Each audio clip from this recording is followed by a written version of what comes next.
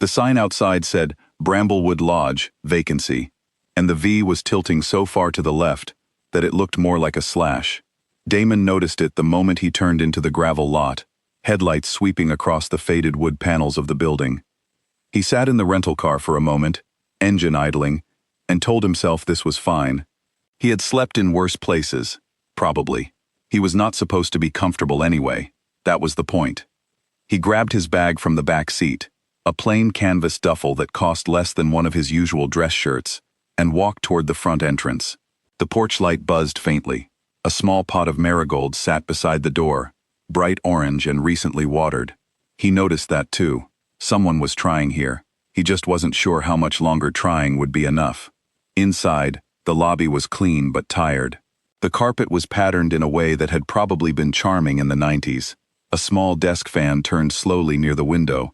Behind the front counter, a woman was bent over a notebook, writing something by hand. She didn't look up immediately, and he didn't announce himself. He simply waited. When she finally raised her head, she didn't startle. She just looked at him the way people do when they've already moved past being surprised by anything the day throws at them. "Evening," she said. "Checking in?" "Yes.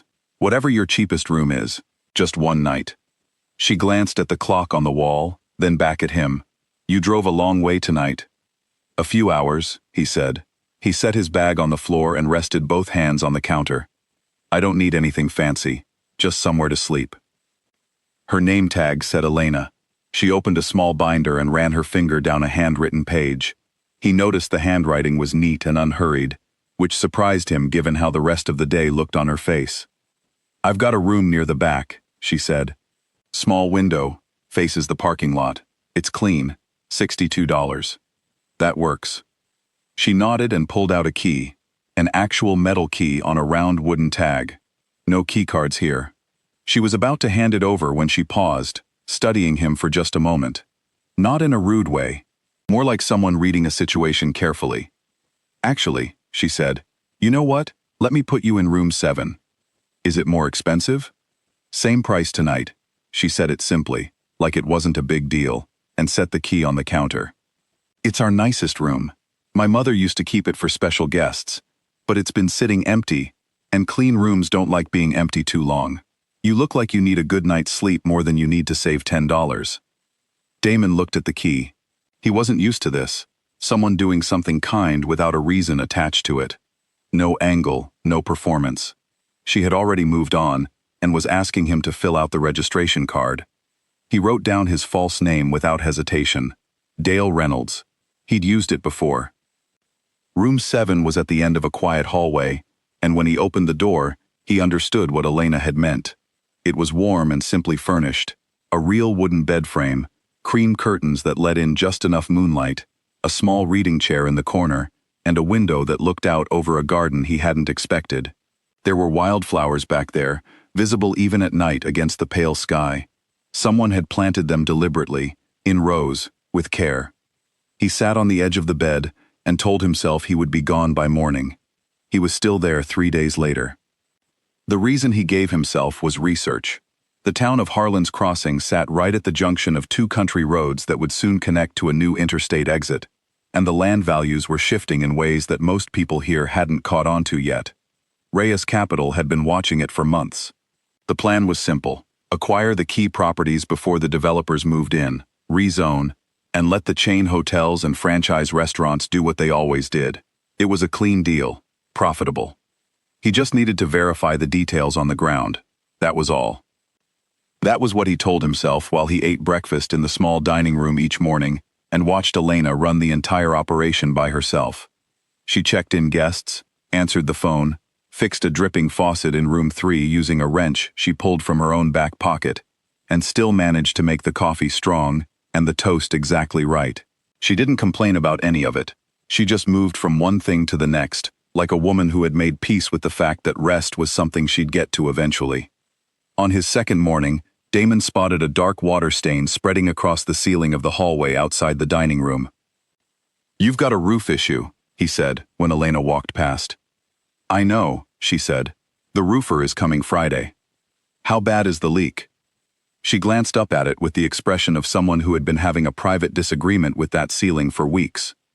Bad enough. I can take a look at it, he said. She raised an eyebrow. You know roofing. I used to do handiwork. That part was true at least. Before all the rest of it, before the company and the reputation and the suits, there had been summers spent on construction crews, earning enough to get through school. He still remembered more than people expected. She hesitated, then handed him a flashlight and pointed him toward the attic access panel. He spent 2 hours up there and came back down with a temporary fix that would hold until Friday and a list of what the roofer would need to address. Elena looked at the list, then at him, with an expression he couldn't quite read.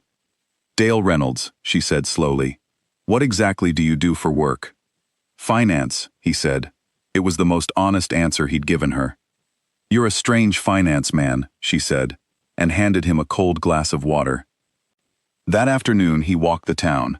He had walked it before, making mental notes, calculating distances and lot sizes, but this time he let himself slow down. He stopped at the hardware store, where the owner, a man named Carl, told him proudly that his family had run it for 4 generations.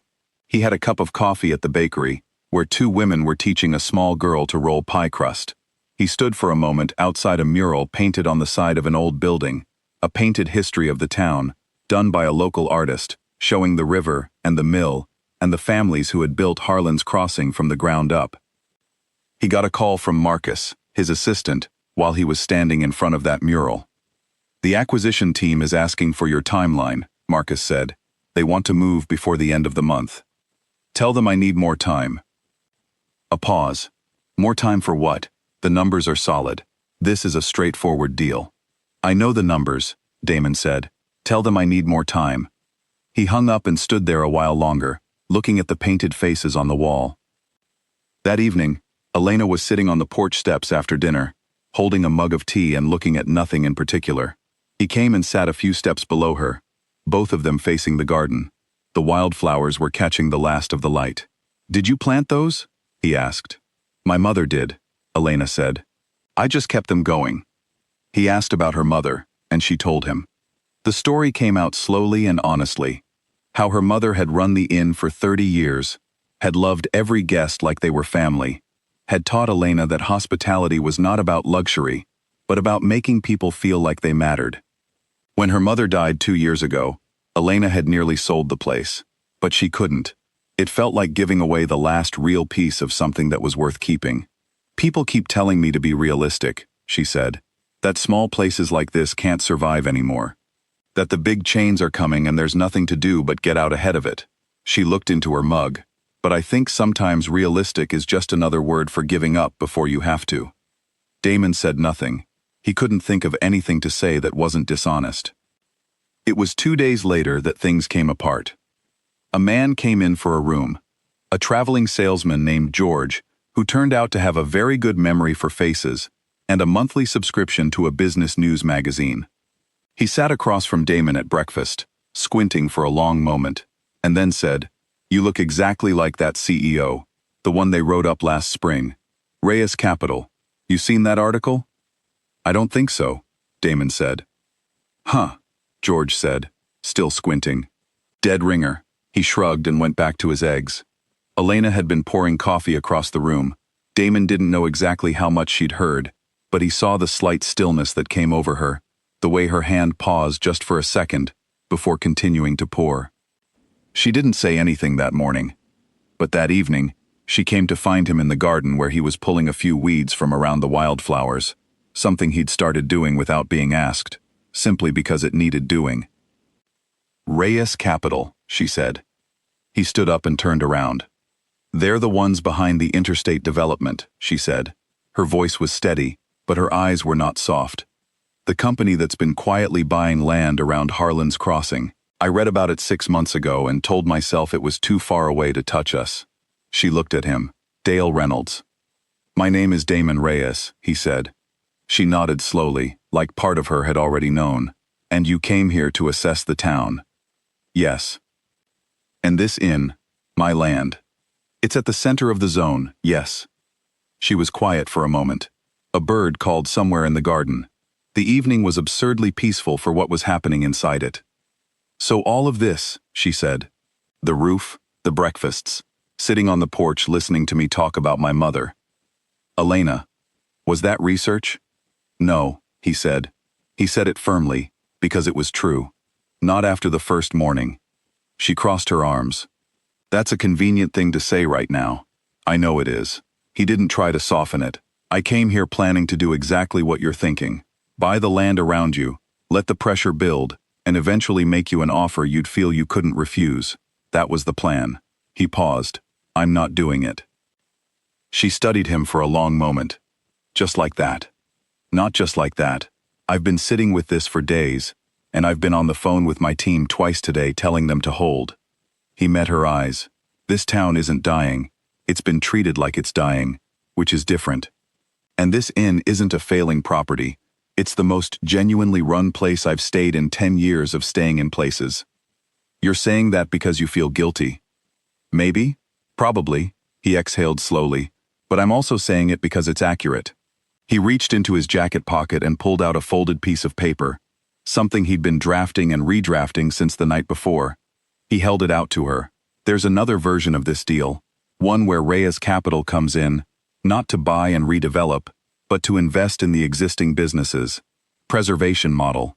It works in other markets. I haven't proposed it here, because it makes the company less money up front, and I've been avoiding the conversation." She took the paper and unfolded it, reading. He watched her face and said nothing. "You'd walk away from the original deal," she said. "That's real money." "Yes." "Why?" He thought about how to answer that honestly. "Because I've spent a long time being very good at taking things apart," he said. "And I think I forgot that the harder skill is knowing when to leave something whole." She folded the paper carefully and held it at her side. She didn't hand it back.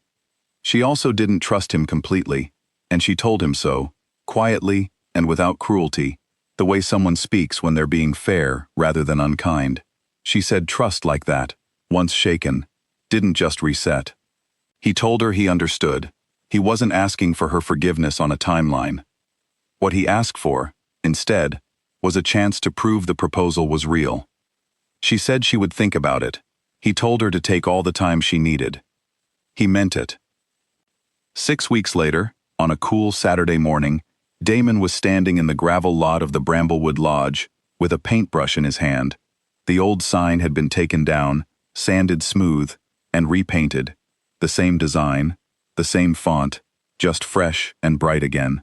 Elena was on a stepladder to his left, attaching the mounting bracket back to the post. The V was perfectly level this time. The investment agreement had been signed the week before. 3 local businesses were already in the partnership. The inn had been fully booked for 2 consecutive weekends, partly because someone had posted a photo of the wildflower garden online, and partly because word had quietly gotten around that Bramblewood Lodge was worth stopping for. Damon had rented room 7 on a month-to-month basis. He had told Marcus he was working remotely for a while. Marcus had been professionally baffled. "Hold it steady," Elena said from the ladder, tilting her head to check the sign's angle. "It's steady," Damon said. "It's slightly left." He adjusted it a fraction. "Now?" She looked again. "Now." She came down the ladder and stood beside him, both of them looking up at the sign hanging clean and even in the morning light. She didn't say anything for a moment. "You can have the room through the end of the season," she said. "After that, we renegotiate." He looked at her. Fair enough. She almost smiled. That specific almost smile that he'd come to understand was the real one, the one she didn't hand out to just anybody. Then she picked up her own paintbrush and walked back toward the porch, where 2 more boards needed a fresh coat. He stood in the lot a moment longer, looking at the sign, and thought that he had come to this town to find a good deal. He had found something considerably better, and for once in his life, he'd had the sense to recognize it before it disappeared.